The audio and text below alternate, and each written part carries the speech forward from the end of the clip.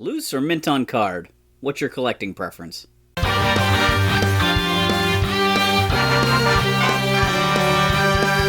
to Pegwarmers. I'm Kevin, and I'm here to talk about toys. Today, I'm doing another episode where I'm focusing on setting up the toy room. I have been teasing sort of the action figure carded wall for quite some time. I've used it as a backdrop on some cut-ins when I use my cell phone to just shoot a little correction piece or a little add-on in a few episodes. I've referenced it before, and it's been mostly done for a long time. There's actually a little bit of rearranging I need to do, but I'll get into it soon. So for many years, I considered myself to be a loose collector. I had all my figures out of the package. When I'd buy them, I'd open them up right away. I didn't have the problem I have now of stuff sitting around. I didn't have a YouTube channel back then either, so it was really easy to open stuff up. When I lived with my parents, and actually the transition started when I still lived with my parents after college, I started collecting. I'd always been collecting, and I collected a lot as a kid and as a teenager, but after college, I had a little bit more disposable income. So I was able to get some of those, begin to get some Grail items. Like I bought my USS Flag, actually while I was living at my parents', saving up to buy a house, and George Bush gave a stimulus, and he had landed an airplane on an aircraft carrier, and I decided to use my stimulus check to buy an aircraft carrier. Yeah, good times. But also sort of in that time period, I started the idea or had the thought of, it's kind of neat to have like a figure in the package, a representative of that packaging style. And even though I didn't have a place to display them, I started once in a while at a yard sale picking up a carded figure, like Street Fighter G.I. Joe Chun-Li, or Armor Tech Heavy Duty, right? And then the Fun School figures, the India figures, in sort of this traditional G.I. Joe packaging-esque, became very available, and I bought a bunch thinking that they were going to be great ways to get replacement accessories for my figures, not realizing how different in quality they were. So I had bought some to open, but I also bought a few just because they were super nostalgic. So Flint and Barbecue I kept in the package, and I think I bought a Zartan also because he was so weird because he wasn't a carded figure. So somewhere I have a little Tupperware container of my loose Fun School figures that I bought and opened back then when they were dirt cheap. And I have a couple carded ones, and I really should have just kept them all carded because they're more desirable that way now, and they're not really great figures, and they don't make a perfect replacement for hard-to-find accessories, so there you go. As that desire to keep some things carded grew, I started also keeping a few things here and there from current lines. So, there might be like a really nice-looking Darth Vader that came out, and I'd be like, okay, well, I'm just going to keep, one example of this packaging, a core Star Wars character or something like that, or a 25th anniversary G.I. Joe, keep one of them in the package kind of thing. And so it began to grow. Eventually I had a couple paper boxes full of carded figures, and then when I bought my house, I now had a space to display them on the walls, and I began collecting a little bit more. I bought a lot of 90s carded G.I. Joes because you could get them for like $20, and I felt like that was a fair price. I had set a hard cap at $60 for a carded G.I. Joe. I wouldn't spend more than that. And so some of the 80s figures, I don't have some of the ones that I really, really like, or any of the really early ones, those core characters, Snake Eyes and Storm Shadow and Scarlet and Duke and whatever. They're just too expensive. But I did start picking some up, and I had found a few at a yard sale one time, and I don't remember exactly what I paid for them, but it was $20 to $30 or something like that. And I got some Tiger Force and some Python Patrol guys that way. And then one time at a New Jersey Collectors Convention, I found a G.I. Joe collector's case that had carded figures inside it, and they were like all Marines. I don't know if the guy just specifically collected Marines, but it was a couple versions of Gung Ho and a Leatherneck. And I got them for what I felt was a fair price. And then a good buddy of mine, Nick, sold his G.I. Joe collection at one point, and a lot of the stuff was up for auction. And I was buying up some of that stuff at the auction, depending on how it was going in price. And I broke my price barrier. I bought his carded Beachhead, so I had to carded beachhead in my collection, my favorite G.I. Joe, and I blew the $60 budget for sure on that one. And I've just sort of gotten rid of that rule, but I'm really not buying carded figures anymore. I know that I was out of space at the old house. I had carded figures in boxes on the floor that I couldn't even put up. So when I moved here, I really wanted to get all of them on display, make sure they had a spot, and I am out of space for sure for that kind of thing. So I'm really not buying more carded figures. I don't know what I would do if I was in a situation where I had a really great deal on some characters. I mean, there's some characters I couldn't say no to. I probably have to get them. And then I have to figure it out. And actually, I have a little bit of a stumper, actually, that I'll explain as we look at the wall. I try to keep all my carded figures in cases as much as possible, but it's really tricky. The card back sizes for different toy lines are all different. Even throughout the course of G.I. Joe, the packaging changed quite a bit. And there's variations with some of the guys had bigger card backs for sound backpacks or a VHS cassette that came with a character, things like that. I started out only buying cases from Zolo World. Mike Zolotro is a local, a PA toy maker and toy event organizer. He runs ZoloCon, which is an easy drive from where I live. And I used to always buy his cases. I actually made a couple videos early on in this channel's lifespan where I bought cases and then I tried different figures in them. And I did it because I always found the website a little confusing, because you could go and look at like carded Star Wars figure cases, and then you could also go and look at carded G.I. Joe figure cases, and it didn't really make it obvious they were the same case. It was a little bit bizarre. I had a hard time figuring out what worked, so I would be like, oh, I need 6 cases for Star Wars, I need 6 cases for G.I. Joe. I just need 12 cases then. Little weird things like that. And so I made these videos where I tried out a whole bunch of different toys, and it was mostly to help me. If I needed to get more cases at some point, I would know, oh, what fits in this size, what fits in that size. He had ones that were specifically for Masters of the Universe classics. He had specific ones for 2000X, and the 2000X cases worked really well for a lot of things in weird sizes. So anyway, I bought a lot of those, but there were certain things that just didn't fit well, or things that had a lot of extra space. The case was bigger than what I needed, and I never really liked the way that looked on display. So then I heard about MOC Masters, or Mint on Card Masters. They make action figure cases. They had some cases specifically for some of the lines that I collect, in stock quantities, which I was having trouble with Zolo World sometimes. And so I ordered some of their cases, and they worked perfectly for some of those tall card G.I. Joes that I was putting in oversized cases from Zolo. So when I moved here, I bought a bunch more cases and really kind of rearranged how I had stuff like preserved, and was able to set up my action figure wall. I envision having a setup in this kind of corner of the room of having some of the large play sets down below and then the carded figures up high.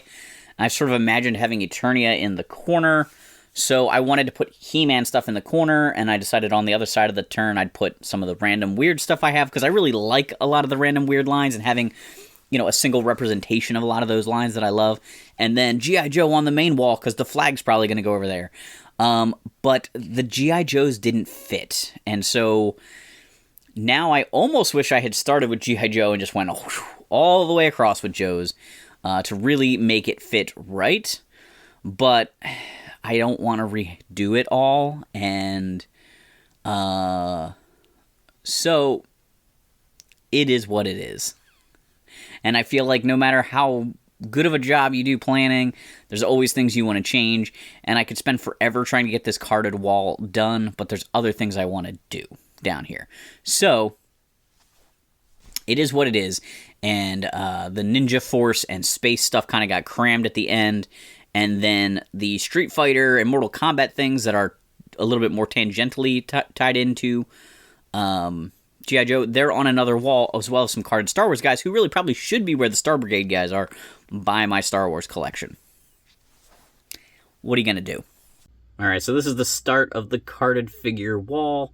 You can see I've got some of these reissued Ghostbuster figures. I did not put them in cases. Not everything on this side has cases, but I tried to put stuff in cases as much as I could.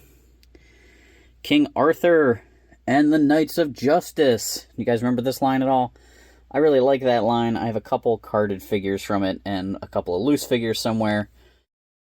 Got a carded Snailian. This is one of those examples of like a case that's just too big. Sven. So I've got the funny weapons pack reaction Beastman there. Reaction My Pet Monster. That one's in a nice little case that fits it perfectly. Cops and Crooks PVCs. And Batman Ertl Micro Machine type things. My lone carded Silverhawks figure hardware. One of the few Silverhawks figures I don't own loose.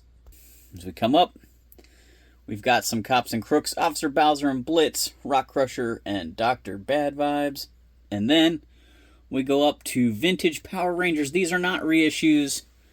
I've got the full team of Rangers. I've got several carded bad guys. Kind of love that collection. A little bit of space on the side here, so I filled in with some little PVC Power Ranger figures. They work pretty well. Down here, I've got Bionic 6 miscarded Kim on an Eric package. I've got a Kenner Aliens Ripley figure. Pee Wee Herman and his scooter. There's something that doesn't fit in a case. I've got some Toy Biz X-Men and Spider-Man figures. Super nostalgic for that Wolverine. That whole line. That was really one of the first lines. I had the entire first wave of X-Men figures loose. And it was one of the first times I had an entire wave of a toy line. That I like sought out and got and just felt like a boss about it. Some carded Transformers. Autographed, actually. Megatron signed by Frank Welker. Bumblebee signed by Dan Gilvizan. And Grimlock signed by Greg Berger.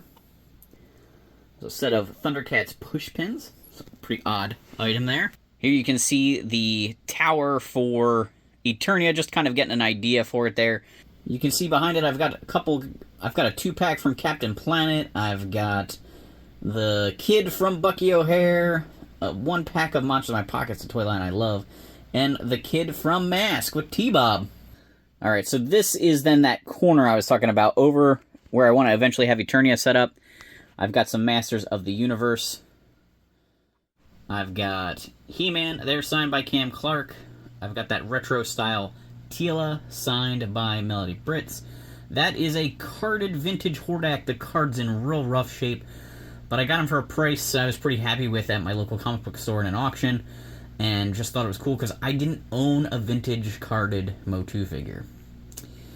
Got Man-at-Arms there from 2000X, signed by Gary Chalk. A carded Glimmer. I won her online in a post from a blog that I used to actually write a blog about toys, and all the toy bloggers kind of did stuff back and forth with each other, and we ran some different contests and gave things away, and it tended to be other bloggers that won stuff just because we were probably the most dedicated fans to each other. And there is Disco Skeletor, just for funsie. Alright, here we have some New Adventures of He-Man. I have several carded figures. I got a good deal one time on foreign carded New Adventures figures and couldn't pass it up. Now that He-Man and Evil Mutant 2-pack doesn't have a case. It's a rough card. That I bought. That's an American one, and I just bought it because I wanted a complete He-Man, and I never opened it. Probably never will open it. So we move down here. We've got more of the carded figures.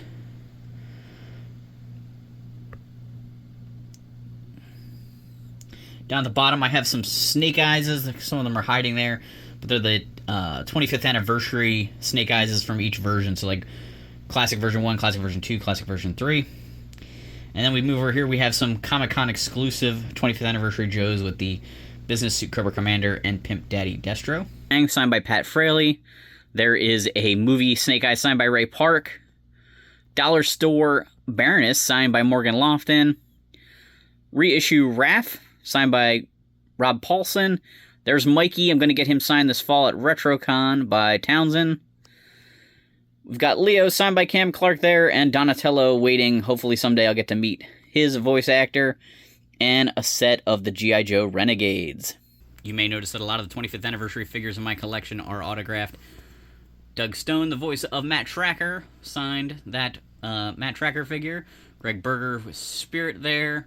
I'm blanking on Lady J's voice actress. Michael Bell signed Duke. Arthur Burkhart there on Destro. Zach Hoffman on Zartan. Sergeant Slaughter on Sergeant Slaughter, Keone Young on Storm Shadow, BJ Ward on Scarlet, Neil Ross on Shipwreck, and Rob Paulson on Snow Job. We've got a weapons pack, and we've got the full set of 2 packs of Battle Force 2000. Hooray! So we transition from the autographs over into the main G.I. Joe section. I did burn up a lot of space, technically, before I got into the carded Joes, and that's kind of that mistake I was talking about. Chinese carded Cobra Commander, South American Destro,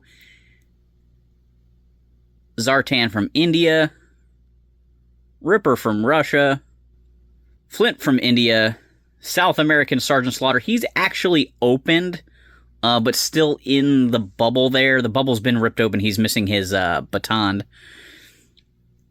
India, Barbecue, Chinese Dial Tone. Not 100% sure about the country of origin for that Storm Shadow, but I know that is a Russian Chuckles. And then I've got Action Force Ripcord, as well as South American Ripcord. He is just a figure in a bubble. None of his accessories are there. And finally, I have a Russian Spearheaded Max, who is his Night Force colors. The Fun School figures released him that way, which I always thought was kind of interesting. The next row starts with my oldest figures, 1986. I've got Hawk, Leatherneck, Sci-Fi. Of course, Beachhead is in another section. And Zorana. Then we move on to the next year, and I've got Sneak Peek, Gung Ho, Shockwave, Low Light, Charboil, Blizzard, and an Empty Spot. So when I was getting ready to move, I was packing up all my stuff for storage, and we were doing the show at the studio, and I always had to be a month ahead and feed the editor stuff so that way the show could go on. So when I packed to move, I set certain things aside, packed things a certain way, put them at the front of my storage unit so I would have access to them. Like my toy guide books, because we did an episode about toy guides with the Farpoint Toys crew. I also packed a few of my carded figures so I would have access to them because they were Pegwarmers. And when I went to unpack, I was like, where's Raptor? Where's Crystal Ball? Oh, they're Pegwarmers. I set them aside so I could feature them on an episode, and then I left spaces for them, and when I finally found them, I had Raptor, Crystal Ball. Oh no, I also had Psych Out. I messed up. There were 3 figures here. I only left a spot for 2. So Scoop's gonna have to get moved, which is gonna mess up the next row. Rock and Roll, Heat Viper, Tiger Force, Roadblock, Tripwire, and Lifeline, and Dusty, Python Patrol, Copperhead, and Televiper. These guys here, pretty much I bought all from the same person. Heat Viper through the Python Patrol guys over a couple of different times, bumping into the same guy at flea markets. He had, at the time, what I felt were, respectable, but on the high end of what I was willing to pay prices. Now, if I found Joe's that cheap, I would, buy them all up in one shot. But I was a much younger person with less income at the time. I also think I bought that Annihilator from him. I've got DJ over here, who I think his blister has a little hole melted in it. I bought him specifically one time because I needed his small antenna, and I felt like it was a great way to at least be able to say I had all his accessories. He's one that I don't love. I do have all of Battle Force 2000 carded with him in the 2-pack, so it's a little weird if I decided to take him off the wall to make space for Psych Out. We'll see what happens there. Then we go into Slaughter's Marauders, which is a subset I really enjoy. And I've got Barbecue, Low Light, and Spirit there. And Pathfinder on the end. Again, he might get bumped to the next row depending on how the shift happens. Ambush, Salvo, Laser Viper, and Night Creeper. All figures I had as a kid, so I love them. Move over here to that Annihilator that I previously mentioned, who I'm not as much of a fan of. I could possibly take him down or Rampart. They're figures I didn't have as a kid. So I don't have as much of that nostalgic connection. So if I did need to remove somebody to make space, they'd be ones that maybe would come down. Backblast. Snake Eyes. Everybody loves the Snake Eyes with the goggles, the paintball Snake Eyes. We got Destro and Duke. Frag Viper. Hawk with the jetpack, and Barricade. This bottom row gets a little bit messy, but we've got Rapid Fire with the VHS tape. We've got Sonic Fighter Lamprey with his big backpack. We've got Talking Commander Stalker with his big backpack still screwed on. Then we go into DEF with the giant missile launcher accessories. I picked up that Shockwave at the flea market for 20 bucks one time. Very proud of that. Mutt and Junkyard. I love the guys with pets. When we move into the Mega Marines, Gung Ho, Clutch, Mirage, and Mega Viper. And we got one more guy squeezed in there. The green shirt Gung Ho finishes this row. We jump up back to the top to start Battle Corps. Bazooka, Keelhaul, one of my faves from Battle Corps there. That Great Desert Storm Duke, Roadblock, and the red shirt version of Gung Ho. Outback, and we start Star Brigade with some armor tech guys there. We've got Rock and Roll and Heavy Duty. Law, Long Arm, Dr. Mindbender, Cobra Viper, Firefly, Metalhead, Roadblock, and Green Payload. Night Creeper Leader, Grizzle, Stalker, and we go into Ninja Force here with Storm Shadow. You'll notice a bunch of these have Spanish cards. Slice, Dice, Astro Viper, ooh, Red Bubble guys. Red Bubble Sergeant Slaughter version 3, Tan Grunt, Star Viper, and Zanzibar. There we've got the Star Brigade Cobra Commander. A little bit of damage to his card. One of the few purchases I ever made from Rob Bruce, if you've heard of him, the pop culturalist. Ninja Force Zartan. That's an American card.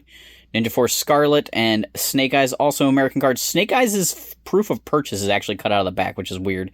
Back to the Spanish cards. There for Chabang, Nunchuck, and Dojo. And we got Bonsai down below. Had to rearrange some of the junk so you could see the Shadow Warriors, Snake Eyes, and Nunchuck there. Oh, Night Creeper, forgot about him. We've got Black Star and Duke from Star Brigade down here. Oh, there's Darklon and Sea Slug also in those red bubbles. So we come around the corner to this last little bit. There's White Payload. There's the gray version of Countdown. Space Shot, Sci-Fi. I bounced him off the highway. Luckily, he was protected by his Zola World case. There's a story all about me bouncing some stuff off the highway when I was moving in a Farpoint episode. You can see this is the top of my Star Wars case here. Actually, I want to do a whole video about that at some point. Then we move up here. We've got one of the Lunatech aliens.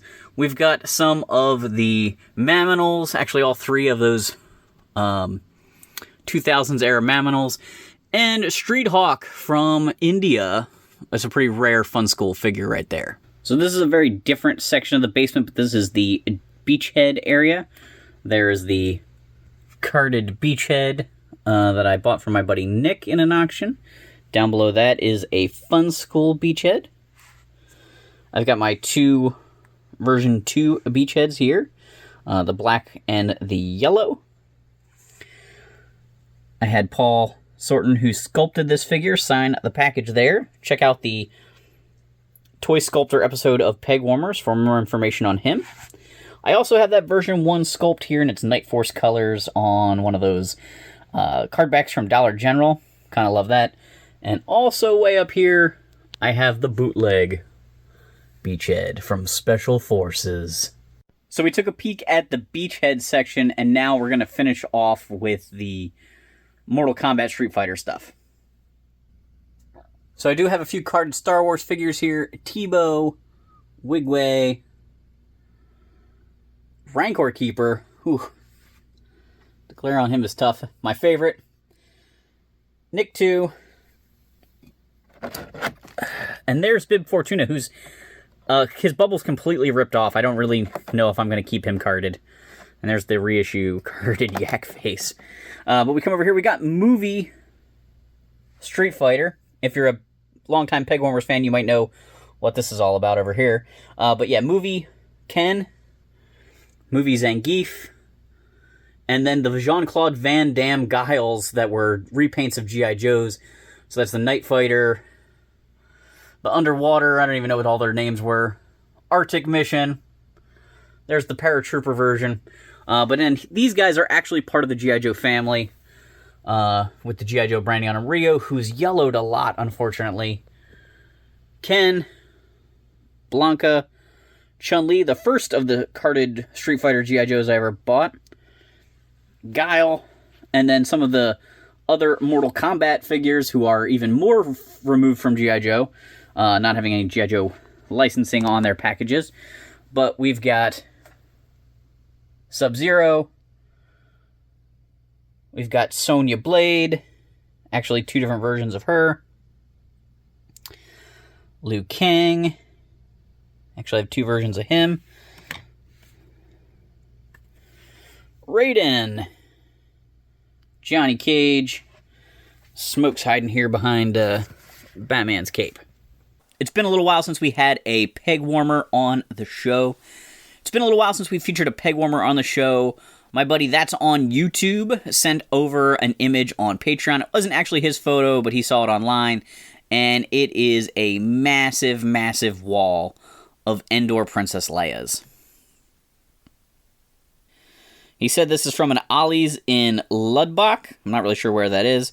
But this is just insane. Oh, it looks like there are some Tarkins and Lando Calrissian and Skiff Guards next to all those Endor Leias.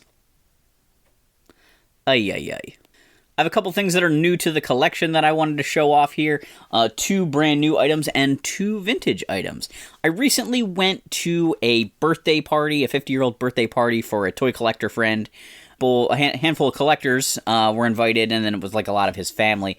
And he collects Penguin Commando figures. His cousin who hosted the party had acquired 50 Penguin Commando figures and had them hidden throughout the house, like hanging on strings and tucked in like potted plants and stuff.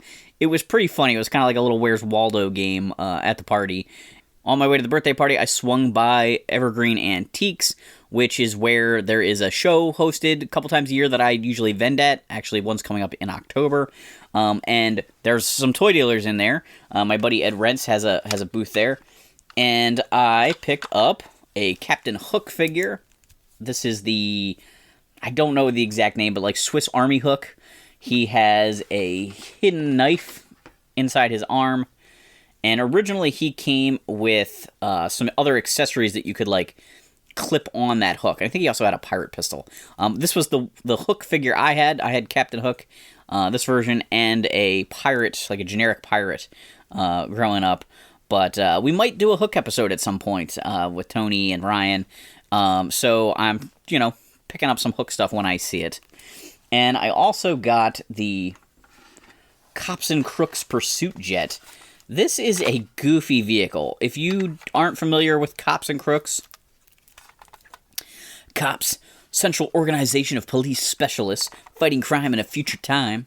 This was a toy line from Hasbro in 1988, 1989-ish era. They were basically large G.I. Joes. They might be 6-inch or 8-inch figures. 6-inch figures, I think. This jet is really kind of tiny for them, and also who flies in a jet with no canopy? It's got a large gun on the front here because all of the Cops and Crooks toys had a spring-loaded cap launcher, cap firing weapon. It has a little clear siren thing here with a spinny knob. That was a pretty common accessory for their vehicles. And it's very nice and white. I didn't have it. It has little wheels on the bottom so you can push it around, which is kind of cheesy for a personal flyer vehicle.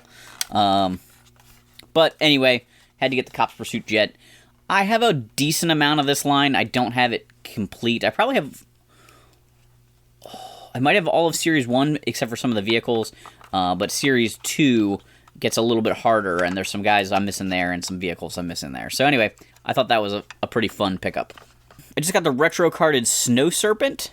This, retro-inspired figure from Classifieds. I missed the original Snow Serpent, and he looked really cool. He was kind of like a deluxe figure, and he had like wolf pelts and stuff, which reminds me of the Venom vs. Valor era Snow Serpent that came with a wolf dog and had like a wolf pelt cape and stuff like that. Like, that was a cool iteration, but this one's more based on the vintage figure, and I kind of like that. These retro-carded figures have been really nice. He comes with a backpack, a gun, 2 pistols, he's got goggles, a stand, he's got snowshoes, the same snowshoes that came with Snow Job, which I previously reviewed. He does not have a missile launcher, like a little bipod missile launcher like the vintage figure, so they did leave out one accessory he probably should have come with. He's got more guns than the vintage figure, and overall he looks pretty great. Another one of these classic Cobras where they have some sort of a mask, but then also goggles on top of their helmet. It's a great look, but it's kind of goofy. And then the last piece I have for new to the collection today is Night Stalker from Masters of the Universe Origins. The artwork on this box is pretty fantastic. This is the evil robotic horse. I'll be honest with you, these Origins vehicles almost make me want to get rid of my vintage vehicles. They're so much better. They have articulation, they have additional accessories. The vintage Night Stalker is pre-posed. You can't move his legs. And this one just has got so much more going on with it. And I often want to go, look at it and go, why do I have both of these? They look almost identical, but the one is superior.